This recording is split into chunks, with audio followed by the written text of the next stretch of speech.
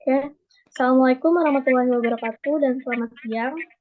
Pertama-tama kami ucapkan terima kasih pada Bapak Muslimi SMSI selaku dosen mata kuliah metodologi penelitian. Di sini perkenalkan kami dari kelompok 4 akan mempresentasikan pembahasan mengenai tentang ringkasan, kesimpulan, keterbatasan, limitasi, dan saran penelitian. Sebelum masuk pada pembahasan, izinkan saya dan teman-teman memperkenalkan diri. Saya sendiri Lain Larasati selaku moderator dan pemateri. Adapun teman-teman saya yaitu Erni Hartati, Sri Rahayu Minarni Putri, Isnaini Syabanur, Dani Afrizal Zen, Rita Krisna Gerang, dan Nurul Miftahul Jannah. Baik, mungkin bisa di-share screen. Oke. Di sini kami dari kelompok 4 akan menjelaskan tentang ringkasan, simpulan, dan keterbatasan, limitasi, dan saran penelitian. Mungkin selanjutnya. Oke, di sini ada tentang ringkasan. Izinkan saya untuk menjelaskannya terlebih dahulu. Di sini ringkasan adalah suatu penyajian karangan atau tulisan yang panjang ke dalam bentuk yang lebih singkat, padat, jelas, dan efektif dengan tetap mempertahankan urutan tertentu baik isi maupun sudut pandang dari karangan atau tulisan yang diringkas. Next.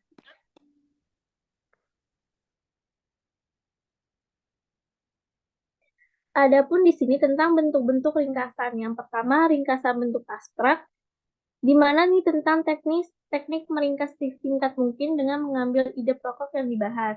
Yang kedua itu ada ringkasan bentuk sinopsis, yang dimana ini tentang ringkasan yang dilakukan pada buku seperti fiksi dan non-fiksi. Yang ketiga ada tentang ringkasan bentuk simpulan, di mana ringkasannya menyatakan ide utama deskripsi dari uraian panjang dengan cara memberikan penekanan pada ide sentral dan solusi untuk menyelesaikan dari yang dihadapi. Next.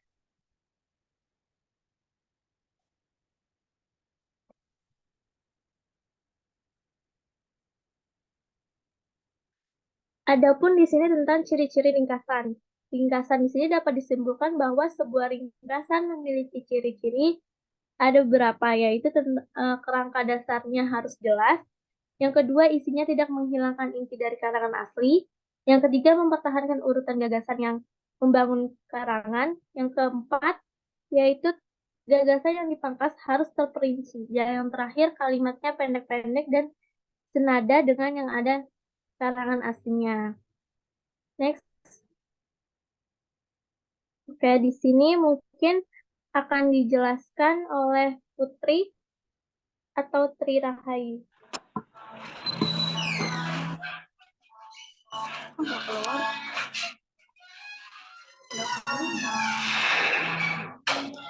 Baik, selanjutnya yaitu tujuan dan manfaat ringkasan. Tujuan yaitu membantu pembaca memahami dan mengetahui isi sebuah buku atau karangan. Dengan membuat ringkasan, pembaca dibimbing dan dibantu untuk membaca karangan asli dengan cermat dan menuliskan kembali dengan ringkasan. Next.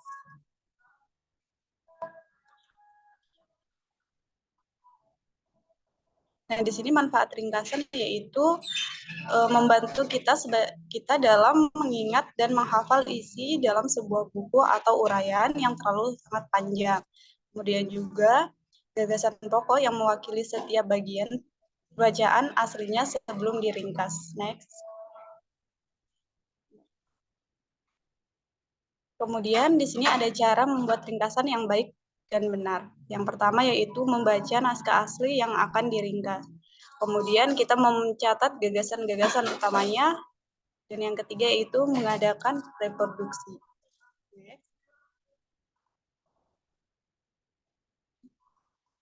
Kemudian di sini ada simpulan. Menurut Kamus Besar Bahasa Indonesia, simpulan adalah suatu yang disimpulkan, hasil menyimpulkan, simpulan berarti kesudahan pendapat atau pendapat terakhir yang berdasarkan uraian sebelumnya, atau keputusan yang diperoleh berdasarkan metode berpikir induktif dan deduktif. Selanjutnya saya serahkan kepada moderator. Baik, terima kasih kepada Tri Putri. Selanjutnya di sini ada pengertian kesimpulan menurut para ahli akan dijelaskan oleh teman kita yaitu Isnaini Syabanur. Ada silakan. Ya, terima kasih sebelumnya udah dikasih waktu untuk menjelaskan. Di sini masuk ke pengertian kesimpulan menurut para ahli. Pada dasarnya kesimpulan sendiri itu adalah ringkasan nah, tapi dia yang membedakan dengan ringkasan pada dasarnya adalah penilaian dan pendapat pembuat simpulan. Itu yang membedakannya. Kemudian yang pertama menurut para ahli ada USC Library. Kesimpulan itu bukan hanya ringkasan topik utama penelitian, tapi juga sintetis dari poin-poin utama. Makalah penelitian itu umumnya 1-2 paragraf. Itu udah 1-2 paragraf yang dikembangkan itu udah cukup. Nah, kalau jika lebih itu biasanya di angka 3-4 paragraf. Nah, yang kedua itu ada vocabulary. Kesimpulan adalah bagian yang berada di posisi paling akhir atau menjadi yang paling akhir dari sebuah hasil. Dan untuk pemahaman lebih, seseorang itu bisa memperoleh dari akhir sebuah hal. Adapun menurut Merriam-Webster, kesimpulan itu sendiri adalah penilaian yang bisa masuk dalam akal seseorang. Kemudian ada menurut Cambridge Range Latin School, kesimpulan itu sendiri adalah paragraf yang paling akhir, dan dari kesimpulan itu bisa memperoleh inti pembahasan. Kemudian ada pun pola penalaran simpulan. Di sini ada penalaran deduktif dan induktif. Untuk yang deduktif itu mengemukakan pernyataan umum kemudian dikembangkan menjadi pernyataan khusus. Nah, yang kedua itu ada penalaran induktif. Pengungkapan hal khusus kemudian ditarik simpulannya sebagai simpulan yang bersifat umum. Nah, kemudian ada ciri-ciri simpulan. Di sini ada yang pertama sederhana, singkat, dan jelas. Itu merangkum gagasan yang lebih dahulu dipaparkan, dan dia nggak menguraikan gagasan yang baru. Nah, yang kedua itu pesan tersampaikan. Serta yang ketiga berisi intisari dari tulisan. Intisari itu sendiri atau ringkasan ditambah dengan menggunakan bahasa dari kita sendiri. Nah, kemudian yang keempat dimulai dari hal khusus menjadi hal yang umum. Hal khusus menjadi hal yang umum itu ciri khas suatu konsep dalam beberapa kalimat. Dalam beberapa kalimat penjelas di akhir kalimat, susun kalimat yang mencukup seluruh kalimat umum. Nah, kemudian yang kelima itu ada menggunakan kosakata baku, kemudian dapat bergabung dengan kalimat utama, berupa hubungan sebab akibat atau akibat sebab, berdasarkan kata kunci pada kalimat penjelas dan ide pokok. Adapun ada 3 metode untuk terkait penulisan simpulan. Yang pertama generalisasi. Generalisasi sendiri itu dimulai dengan menjelaskan poin-poin penting suatu karya tulis ilmiah dari awal hingga akhir. Susunannya akan menjelaskan secara singkat dari karya tulis dan diakhiri dengan kesimpulan yang disusun dengan menggunakan penilaian personal penulis atau pendapat dari penulis. Nah, yang kedua itu ada metode analogi. Ditandai dengan proses memberikan pandangan atau menyampaikan pokok penelitian. Kemudian dijelaskan dengan singkat mengenai pandangan daripada penulis tersebut. Kemudian metode korelasi adalah metode hubungan sebab akibat, atau metode korelasi yaitu proses menyusun simpulan dengan menggunakan hubungan sebab akibat. Penulis fokus mencari sebab dan akibat dari karya tulis ilmiah yang sudah disusun, sehingga pembaca dari kajian ilmiah tersebut mengetahui sebab dan akibat dari topik yang diteliti penulis, dan kemudahan mengetahui solusinya juga. Oke, terima kasih. Saya kembalikan ke moderator. Baik, terima kasih kepada Isnaini. Selanjutnya, materi ini akan dijelaskan oleh teman kita yaitu Erni. Kepada Erni dipersilakan. Baik, selanjutnya di sini ada tujuan simpulan. Adapun tujuan dari sebuah simpulan itu dibuat dengan tujuan untuk memberikan suatu kesempatan serta informasi kepada para pembaca guna mengetahui secara cepat tentang apa hasil akhir yang diperoleh dari penelitian yang telah dilakukan. Adapun cara pengambilan dalam simpulan itu pertama, baca kembali teks. Pertama di sini pahami dengan betul apa yang telah ditulis dengan cara membaca kembali isi teks untuk memudahkan dalam penarikan suatu kesimpulan. Kemudian yang kedua, catat ide pokok teks. Temukan ide pokok pada teks atau tulisan yang telah disusun berupa gagasan atau pokok pikiran yang menjadi fokus tulisan. Dan yang ketiga, tidak menggunakan kata-kata yang diulang. Kesimpulan itu pada intinya membuat kalimat yang dasarnya itu sama dengan apa yang sudah dikemukakan pada bagian awal. Yang keempat, gunakan teknik pengambilan kesimpulan. Bagi seorang penulis, itu banyak teknik yang dapat digunakan sebagai cara untuk membuat kesimpulan atas hasil tulisannya. Kelima, tuliskan opini terkait permasalahan yang ada. Dalam menuliskan sebuah kesimpulan, seorang penulis diperbolehkan untuk menuliskan pendapat pribadi atas temuan atau fakta yang diperoleh seorang penulis. Tetapi perlu diingat bahwa pendapat tersebut harus menguatkan data yang ada sehingga tidak melahirkan konsep baru yang berbeda dari sebelumnya. Yang keenam, ungkap keterbatasan. Dalam suatu penelitian itu tidak jarang peneliti menemukan beberapa hal yang membuat penelitiannya itu berjalan tidak maksimal, sebagaimana yang telah diharapkan sebelumnya. Dan yang terakhir di sini yang ketujuh, tempatkan diri sebagai seorang pembaca. Hasil akhir dari hasil karya seorang penulis adalah pembaca. Karena mereka lah yang akan menikmati apa yang sudah ditulis, bukan diri sendiri. Next.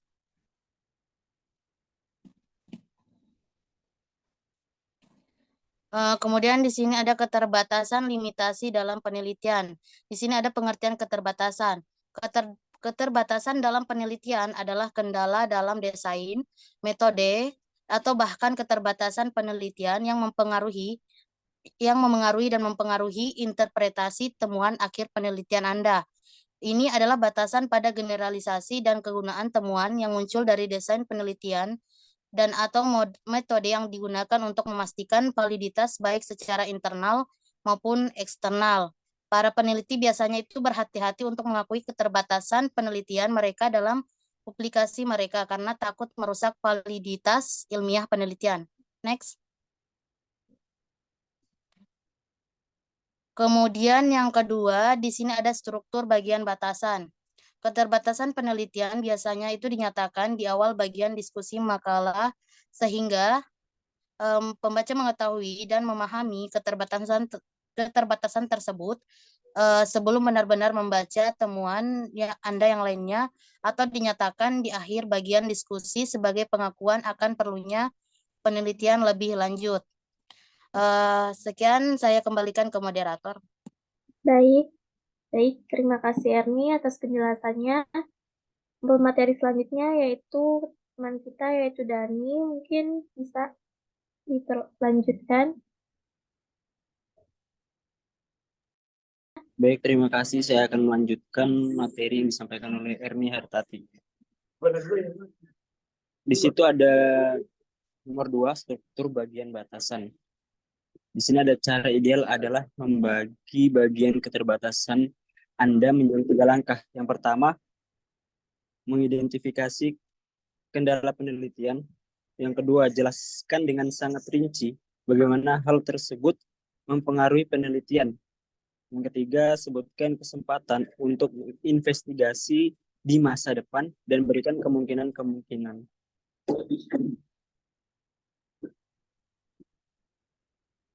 Kemudian ada contoh keterbatasan penelitian.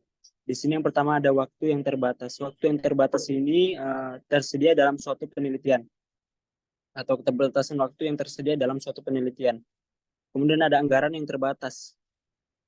Nah, anggaran yang terbatas ini adalah keterbatasan anggaran yang tersedia dalam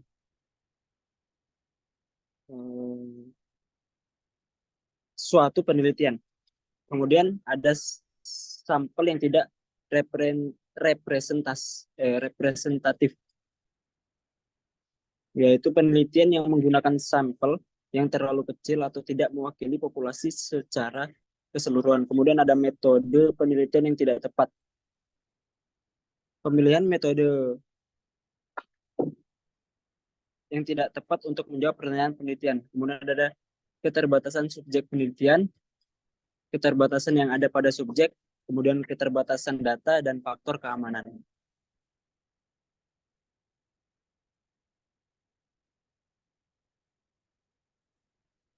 Kelebihan dan kelemahan keterbatasan. Di sini ada kelebihan yaitu memperjelas tujuan penelitian, menghindari kesalahan saat melakukan penelitian, meningkatkan kualitas penelitian, mendapat gambaran yang jelas tentang penelitian, membuat penelitian lebih terfokus, menjamin kebenaran hasil penelitian, memperkuat posisi penelitian, Dan kemudian ada kelemahan di sini. Kelemahannya itu mengurangi kepercayaan atas hasil penelitian, kemudian membatasi objektivitas penelitian, kemudian membuat hasil penelitian menjadi tidak representatif, mempengaruhi generalisasi hasil penelitian, menghambat kemajuan penelitian, kemudian memperpendek umur penelitian, yang terakhir menurunkan kualitas penelitian.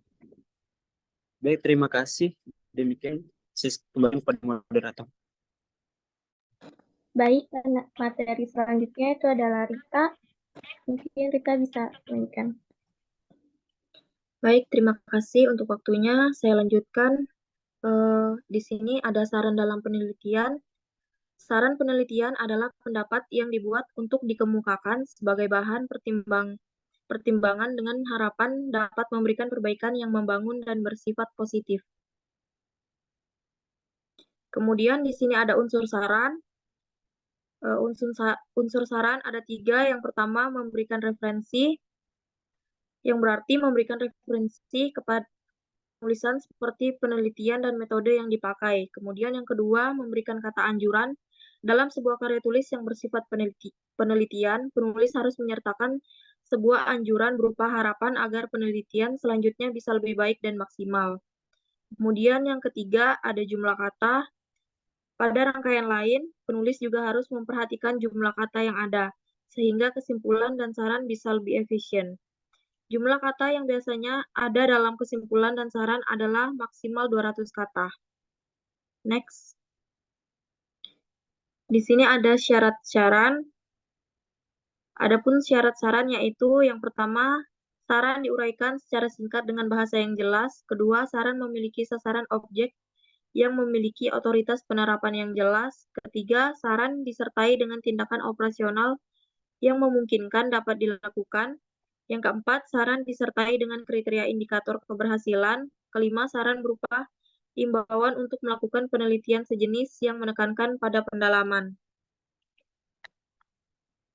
Baik, saya kembalikan kepada moderator. Baik, selanjutnya akan dijelaskan oleh teman kita yaitu Nurul Miftahujana. Pada Nita mungkin bisa dilanjut. Baik, terima kasih atas kesempatan untuk menjelaskan yaitu tentang ciri-ciri saran. Yaitu yang pertama, jumlah kata. Dalam saran yang baik dalam karya ilmiah itu tidak lebih dari 200 kata. Dan yang kedua itu menggunakan kata-kata harapan. Contohnya harapannya dari penulisan ini dapat atau oleh karena itulah dan sebagainya. Yang ketiga, memberikan rekomendasi. Langkah penulisan saran yang baik haruslah memberikan saran berupa penelitian lebih lanjut. Karena itulah para ahli tidak memasukkan saran dalam abstrak. Selanjutnya, jenis saran. Jenis saran dalam penelitian yaitu ada saran kebijakan atau policy recommendation. Yang kedua yaitu saran untuk peneliti lebih lanjut yaitu recommendation for further research. Yang selanjutnya akan dijelaskan oleh masih saya.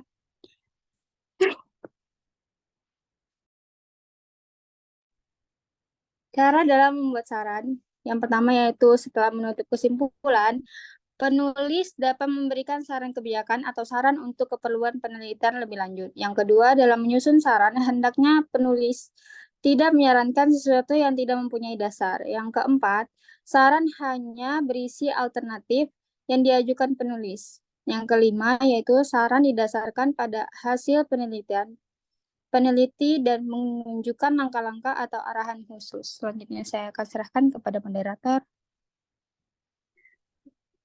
Baik, itu adalah penjelasan dari teman-teman tentang ringkasan, kesimpulan dan keterbatasan limitasi dan saran penelitian. Adapun hasil dari kesimpulannya yaitu tentang ringkasan adalah suatu penyajian karangan atau tulisan panjang ke dalam bentuk yang lebih singkat, padat, jelas, dan efektif dengan tetap mempertahankan urutan tertentu. Sedangkan simpulan adalah berisi tentang penilaian atau pendapat pembuat simpulan di mana simpulan bisa dinyatakan benar, kurang benar atau salah, dan keterbatasan penelitian merupakan sebuah kalimat yang ditulis bukan hanya singkat, namun dapat dideskripsikan dan dibuktikan. Saran adalah pendapat yang dibuat untuk dikemukakan sebagai pertimbangan dengan harapan dapat memberikan perbaikan yang membangun dan bersifat positif. Pada dasarnya, ringkasan, simpulan, keterbatasan, dan saran merupakan tahapan dari laporan akhir penelitian yang diberikan oleh peneliti. Mungkin itu dari kelompok 4, pembahasannya dan juga penutupnya, yaitu kami ucapkan terima kasih dan mohon maaf apabila ada salah kata, akhir kata. Assalamualaikum warahmatullahi wabarakatuh. Waalaikumsalam warahmatullahi wabarakatuh. Waalaikumsalam. Waalaikumsalam warahmatullahi wabarakatuh.